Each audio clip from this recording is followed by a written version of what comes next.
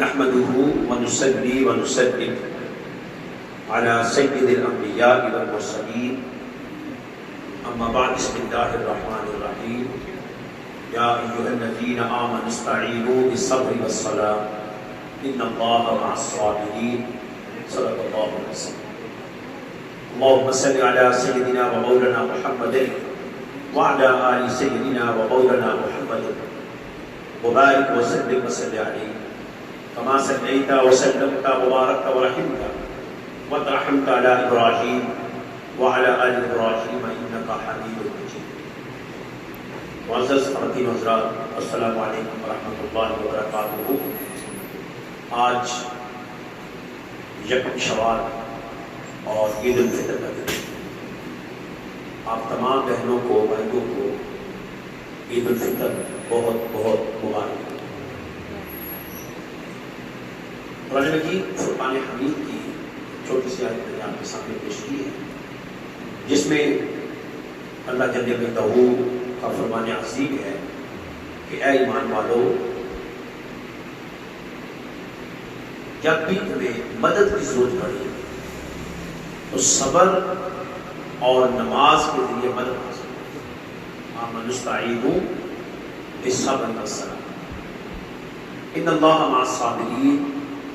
اللہ جو صبر کرتے ہیں ان کے ساتھ رہتا ہے. یاد رکھیں، ہم ایک بڑا صبر آزما پیریڈ سے گزرے ہیں رمضان کریم کے حوالے سے. ایک تو یہ تھا کہ پاکستان کے اندر لاک ڈاؤن کی وجہ سے، دوسرا مساجد کے اندر وہ بھرپور قسم کا اہتمام نہیں تھا، گھروں کے اندر اہتمام کیا گیا، اور پھر رمضان کے روزوں کا اہتمام اور تراویح کا اہتمام. کما حق ہو اپنے اپنے محل پر ہر ایک نے جدوجہد کی. یہ ایک وہ لمحہ تھا جس میں ہمیں مدد چاہیے تھی، اور وہ مدد سوائے اللہ جل جلالہ کے ہمیں کسی سے بھی نہیں مل سکتی. پاکستان بشمول ملت اسلامیہ کے مسلمانوں نے بڑی ہمت اور جرأت کا مظاہرہ کیا کہ رمضان المبارک کے روزوں کا احترام بھی برقرار رہا، روزے بھی رکھے گئے، تراویح کا بھی اہتمام رہا. مساجد بھی کما حق ہو کئی مقامات پر اپنی اپنی جگہ پر کام کرتی رہی. گھروں کے اندر بہت سارا بہنوں نے، بیٹیوں نے، دوستوں نے اہتمام کیا، نماز کا اہتمام کیا، جمعوں کا اہتمام کیا. اور جس طرح کہ آج عید فطر ہے، اس کا بھی اہتمام گھر کے اندر ہے. تو یہ ایسے فتنوں والے حالات میں جب بندہ پھر بھی اللہ کے ساتھ جڑا رہتا ہے تو یہ ایمان کی علامت ہے. یعنی ایسے حالات میں کہا جا سکتا ہے کہ چھوٹا ہونے کیا دماغ ہے، گورنمنٹ کی سطح پر پابندیاں ہیں، یہ پابندیاں ہیں، وہ پابندیاں ہیں، لیکن اگر اس کے باوجود فتنہ عروج پر اور مسلمان اور مومن خدا پر بھروسہ کرے، اعتماد کرے اور خدا کے ساتھ اپنے تعلقات کو مضبوط اور مستحکم کرے، یہ ایمان ہے. اور یاد رکھیے کہ اللہ جل جلالہ دو چیزوں کو بہت پسند کرواتے ہیں، ایک شکر کو اور ایک صبر کو. بندہ جتنا شکر کرتا جائے گا اللہ اس کو اپنے نوازتا رہے گا. اب شکر بڑا جامع لفظ ہے. ایک تو شکر ہے کہ جو ظاہری طور پر ہے کہ آپ کے پاس کھانے کے لیے بہت رزق ہے، رہنے کے لیے رہائش ہے، پہننے کے لیے کپڑے ہیں، اولادیں ہیں. یہ شکر.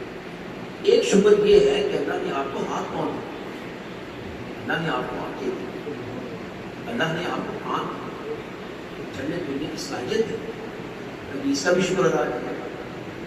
وہ چیزیں ہم خریدتے ہیں اور خرید کر استعمال کرتے ہیں، اور یہ چیزیں بن خریدے بھی ہوئی.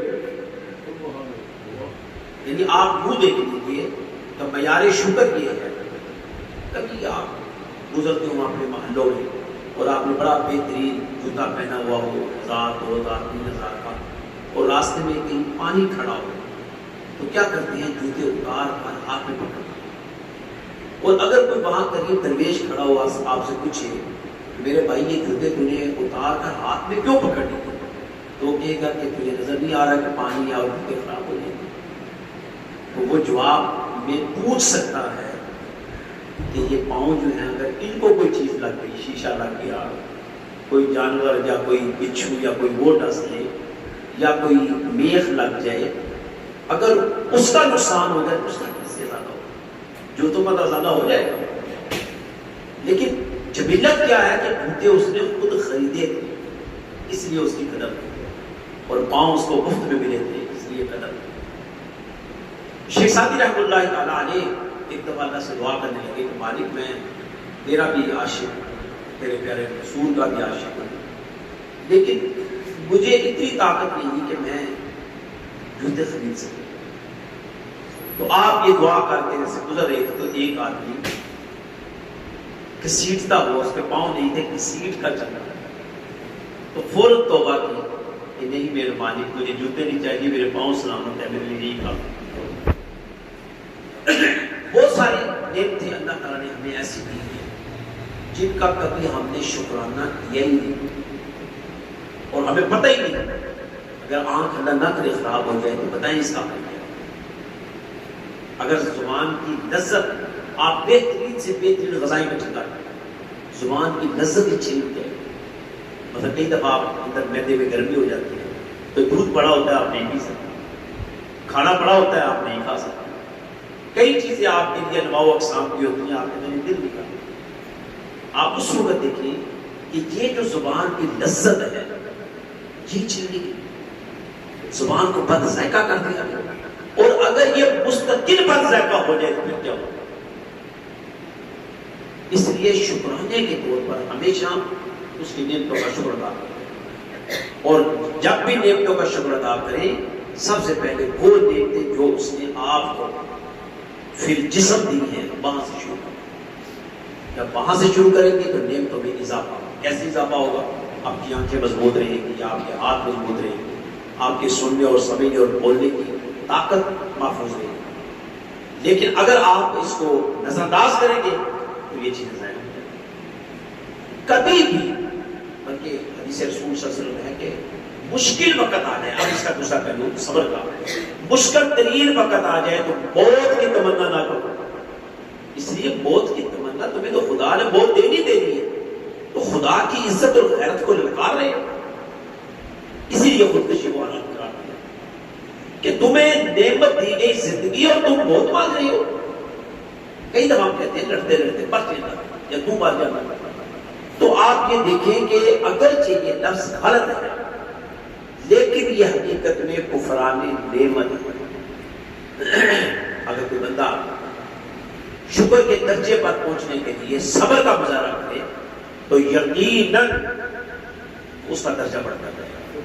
اور صبر جو لوگ کرتے ہیں ان کو دو چیزیں حاصل ہوتی ہیں، اور بڑی عجیب بات ہے کہ صبر کرنے سے بندہ صبر کرتا ہے، بس تکلیف میں صبر کرتا ہے، درد میں صبر کرتا ہے، اولاد کی وجہ سے صبر کرتا ہے، گھریلو حالات کی وجہ سے صبر کرتا ہے، گاڑی کا، گھر کا، موٹر سائیکل کا، سائیکل کا کوئی نقصان ہو جائے صبر کرتا ہے، کوئی اور مالی نقصان ہو جائے صبر کرتا ہے. یہ ساری چیزیں جو ہماری روزمرہ کی ہیں، ہاتھ میں کوئی چیز پکڑی ہوئی ہے، گھر کا وہ ٹوٹ گیا صبر کرتا ہے.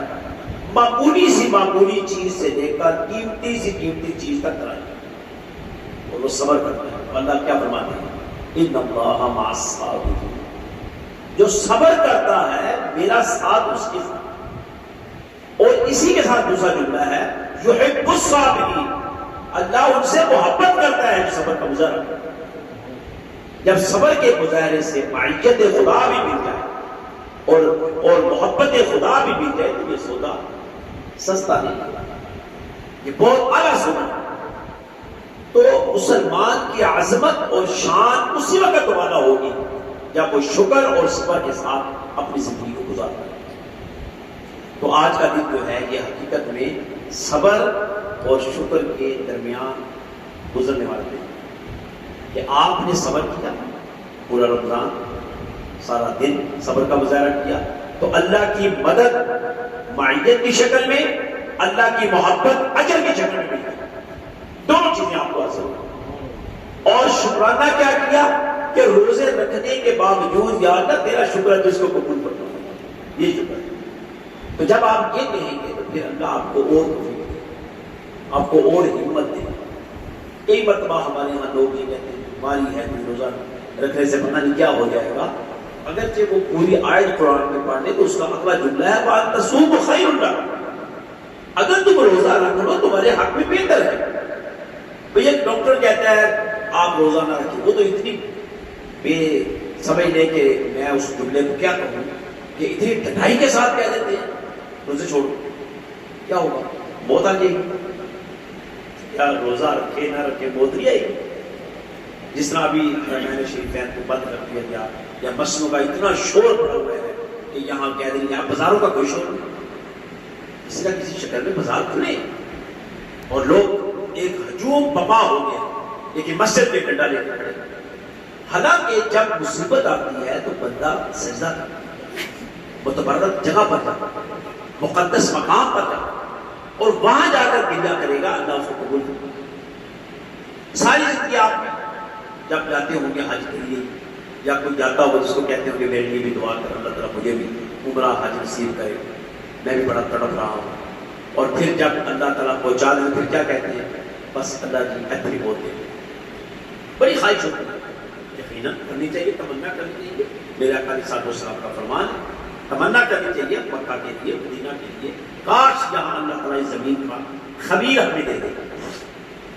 آج وہ حالات آ گئے کہ اعلان ہو گیا کہ موت آ گئی، یہی سمجھ گئے پوری دنیا کے اندر اعلان ہو گیا مسلمانوں کے لیے کہ یہ جو وبائی مرض ہے نا یہ موت پر جا کر ختم ہوتی ہے، یکلک بندہ پر جاتا ہے۔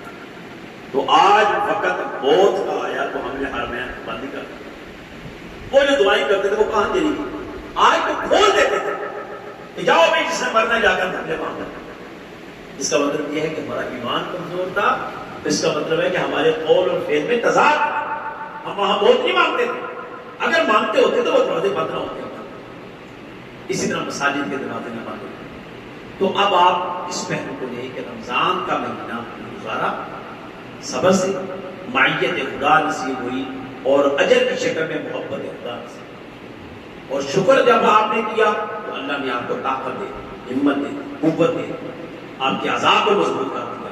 نتیجتاً یہ ہے کہ اللہ تعالیٰ کی بارگاہ میں وہ حدیث جو حدیث قدسی کراتی ہے، میرے آقا علیہ السلام نے الصوم لی وانا اجزی، روزہ میرے لیے اور اس کو میں جزا دوں۔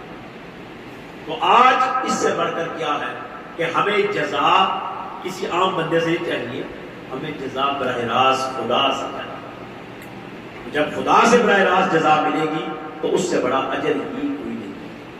اللہ تعالیٰ آپ سب کے روزوں کو قبول فرمائے اور تمام رمضان کے مہینے میں جو جو عبادات ہیں اللہ اس کو قبول فرمائے۔ آمین وآخر دعوانا الحمد للہ رب العالمین۔ السلام علیکم ورحمۃ اللہ وبرکاتہ۔